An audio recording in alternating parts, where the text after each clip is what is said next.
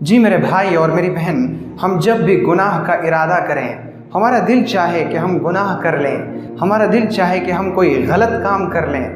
تو اس وقت ہم یہ سوچ لیں کہ اللہ ہمیں دیکھ رہا ہے، وہ ہمیں سن رہا ہے، وہ ہمیں جان رہا ہے، وہ ہماری ایک ایک حرکت سے واقف ہے۔ جی ہاں، اور قرآن پاک میں اللہ رب العزت نے بے شمار آیتوں میں جگہ جگہ انسانوں کو یہ احساس دلایا ہے کہ تم جہاں کہیں بھی ہو میں تمہیں دیکھتا رہتا ہوں، تم جہاں کہیں بھی ہو میں تمہارے پاس ہوتا ہوں، تم جہاں کہیں بھی ہو ہماری نظروں سے تم دور نہیں جا سکتے، حتیٰ کہ یعلم خائنۃ الاعین وما تخفی الصدور۔ اللہ رب العزت آنکھوں کی خیانت کو اور دل میں چھپی باتوں کو بھی جانتا ہے۔ سو ہم اس بات کو اچھی طرح اپنے دل میں بٹھا لیں کہ ہم دنیا میں تمام لوگوں کی نظر سے، تمام انسانوں کی نظر سے، جناتوں کی نظر سے اور تمام جاندار کی نظر سے چھپ سکتے ہیں، لیکن اللہ کی نظر سے کبھی ہم چھپ نہیں سکتے۔ جب ہم اس بات کو اپنے دل میں بٹھا لیں گے کہ اللہ ہمیں دیکھ رہا ہے، وہ سن رہا ہے، وہ جان رہا ہے، وہ ہماری ایک ایک حرکت سے واقف ہے، تو انشاءاللہ گناہ سے بچنے میں بہت مدد ملے گی۔ اور دوسری چیز یہ کہ ہم اپنے دل و دماغ میں اس بات کو بٹھا لیں کہ فرشتے ہمارا ریکارڈ لکھ رہے ہیں، اور ہم جتنی تیزی کر لیں، ہم جس قدر چالاکی کر لیں، ہم جس طرح بھی ہوشیاری کر لیں، فرشتوں کے ریکارڈ سے ہم کسی چیز کو غائب نہیں کر سکتے، یا ہم فرشتوں کو چکمہ دے کر، انہیں دھوکہ دے کر کسی چیز کو لکھنے سے باز نہیں رکھ سکتے۔ فرشتے ہماری ایک ایک حرکتوں کو لکھ رہے ہیں، اور قیامت کے دن اللہ رب العزت تمام مخلوق کے سامنے ہمیں بلائے گا اور اعلان کرے گا، دیکھو اس شخص کے یہ کرتوت ہیں، اور پھر ہماری ایک ایک حرکت کو بڑی اسکرین پر بہت نمایاں کر کے دکھایا جائے گا، زمانہ دیکھ رہا ہوگا، اور ہم شرم سے پانی پانی ہو رہے ہوں گے۔ سو جب ہم اس بات کو اپنے دل و دماغ میں بٹھا لیں گے تو ہمیں گناہوں سے بچنے میں آسانی ہوگی۔ اور گناہوں سے بچنے کی تیسری شکل یہ ہے کہ جب ہم نافرمانی کرنا چاہیں تو ہم یہ سوچ لیں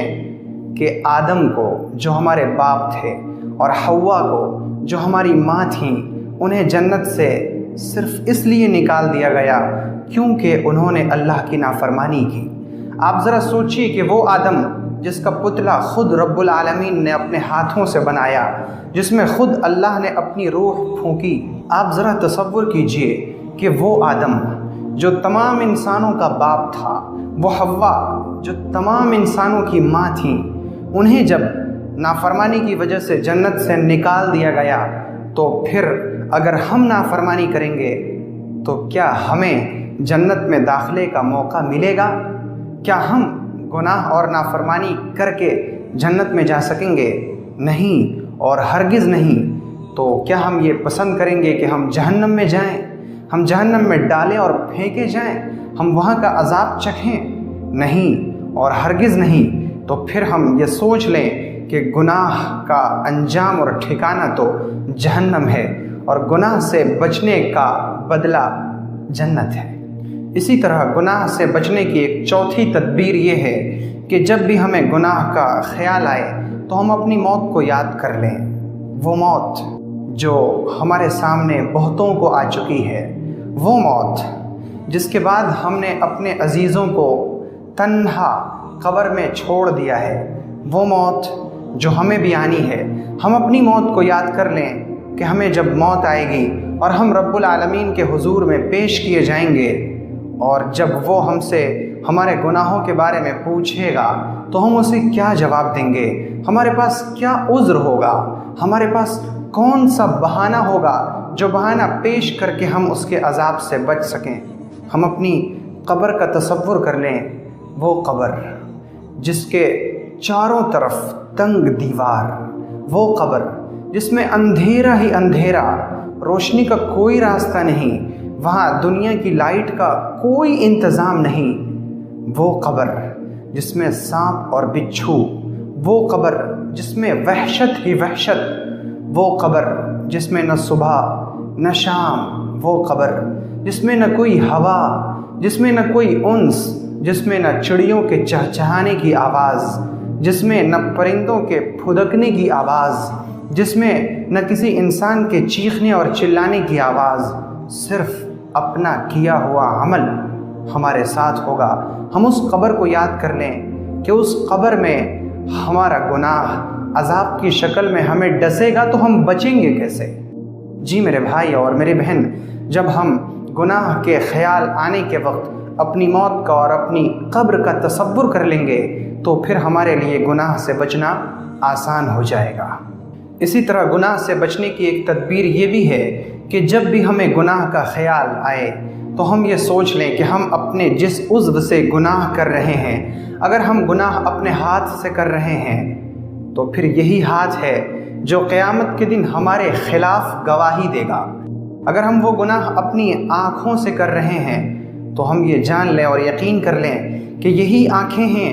جو قیامت کے دن ہمارے خلاف گواہی دیں گی، جو رب العالمین سے کہیں گی، اے میرے رب،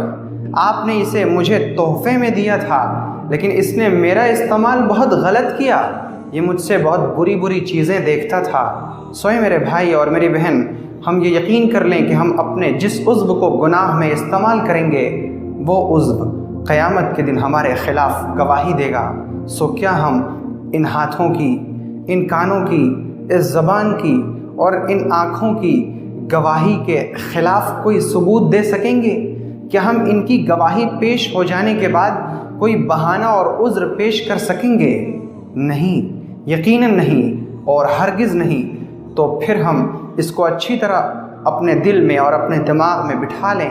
کہ یہ اعضاء ہمارے خلاف گواہی دیں گے، سو ہم ان اعضاء کو گناہ میں استعمال ہی نہ کریں۔ اور اس کے بعد ہم اس بات کو بھی اچھی طرح سمجھ لیں کہ اگر ہم اس دنیا میں گناہ اور نافرمانی کریں گے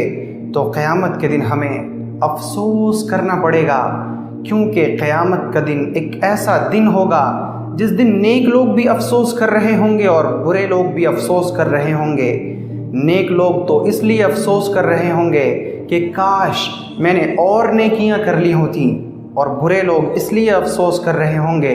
کہ کاش میں نے برائی نہ کی ہوتی، کاش میں اچھائی کے راستے پر چلا ہوتا۔ اگر آپ کو یہ ویڈیو پسند آئی تو ویڈیو کو لائک کریں اور اسے اپنے دوست و احباب میں شیئر کریں، اور تازہ فکر سے جڑے رہنے کے لیے چینل کو ضرور سبسکرائب کریں، اور نئی ویڈیو سب سے پہلے پانے کے لیے گھنٹی کا بٹن دبائیں۔